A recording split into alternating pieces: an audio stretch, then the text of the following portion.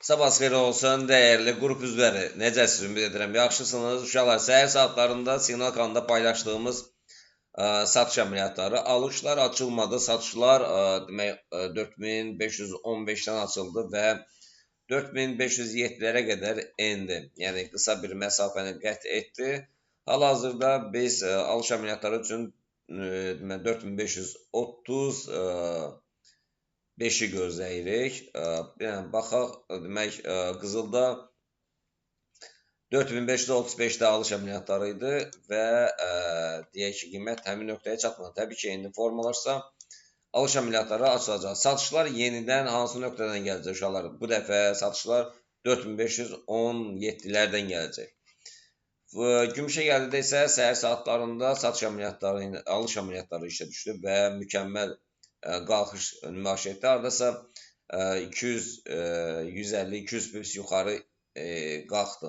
Hal-hazırdakı vəziyyətdə yenidən alışlar 76-750-lərdən gələcək. Satışlar isə uşaqlar 75-550-lərdən gələcək. Bitcoin gəldikdə isə Bitcoin demək 200 pipsli bir gəlirlə nəticələnib. Hazırki vəziyyət 100 pipsli bir gəlirlə nəticələnib. Amma alışlar hazırki vəziyyətdən 77-750-lərdən gələcək. Satışlar isə yeni satışlar 77-250-lərdən. Keçək biz funtun dollar rəqabətinə. Funtun dollar rəqabətində biz satış əməliyyatları icra etmişik.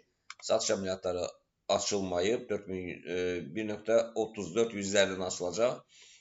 Amma alışlar isə yəni konkret olaraq 1.34 350-lərdən aça bilərsiniz. Euro dollar rəqabətində satışlar artıq açılıb və 100 pips gəlir verib.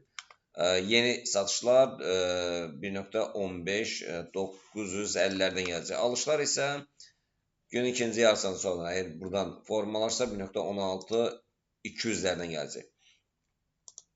Neft, əsasən neftdir. Neft dünən həm alış, həm satış əməliyyatlarından yaxşı gəlirlərlə nəticələndi. Bugün alışlar 107-20-lərdən, satışlar isə 104-60-lardan gələcək. Demək, S&P, Nasdaq, Dow Jones. S&P dediyimiz kimi yenidən yuxarı doğru istiqamətlə davam etdirir. Nasdaq da yuxarı istiqamətlə davam etdirir və biz trayektoriyanı dəyişək. Keçən səfər bu haqda məlumat vermişdik və hal-hazırdakı vəziyyətdə hədəf olaraq deməli Nasdaq 30458-lərə fokuslanıb. S&P isə biz növbəti hədəfləri bu hədəfləri nəzərə çatdırmışdıq. Deməli 7472-ləri nəzərə çatdırmışdıq. Ondan sonraki hədəfi isə uşaqlar deməli 7665 və 7865-lərdir.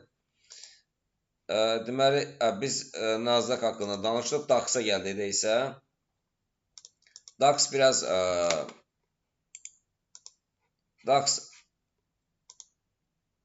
biraz qeyri-müəyyənlikdədir hazırki vəziyyətdə. Biz dedik ki, hazırki vəziyyətə baxsaq, demək, istiqamət olaraq 25381-lərə fokus alıb. Yəni, ləng də olsa hərəkət edir. Təbii ki, həmin nöqtəyə qədər qalxacaq. Və biz baxaq, Dow Jones-a baxaq. Dow Jones-da da biz müəyyən etmişdik hədəfləri və həmin hədəflərə çatdı. Deməli, 50.475-ləri demişdir uşaqlar, həmin nöqtəyə çatıb. İndi bundan sonraki hədəflər nə olacaq? Bundan sonraki hədəflər isə çox rahat bir şəkildə demək, qiymət 52.350-lərə qədər yüksələr. Təbii ki, ilkin olaraq 51.400-ləri vurmalıdır ki, həmin nöqtəyə formalaşsın, çatsın. Yəni, keçək biz əsas məsələ qızıla. Qızıl bugün qalxacaq yoxsa qalxmayacaq. Dünən də, diqqətlə baxın, dünən də təzyiq altındaydı. Amma sıçrayışla yuxarı doğru istiqamətlə davam etdirir. Bizdə 4543-lərdə desən alış əməliyyatları idi. Bu da demək 58-lərə qədər qalxdı. Məncə 43-lərdə idi. Alış əməliyyatları dünən 43-lərdə idi alışlar. baxaq qızıla. Qızılda 43-lərdən 53-lərə qədər tepe idi. Deməli, bizdə satış əməliyyatları qızılda 4518-dən 4500-ə qədər bu gəlirlə bağlandı və günün ikinci yarısından sonra 4543-dən 53-ə qədər o da gəlirlə bağlandı. Deməli, baxın, deməli 18-dən olan satışlar gəlirlə bağlandı və 43-dən olan 53-ə qədər, 53-ə qiymət daha yüksək hədəflərə qalxdı. Yəni, hardasa 58-lərə qədər qalxdı.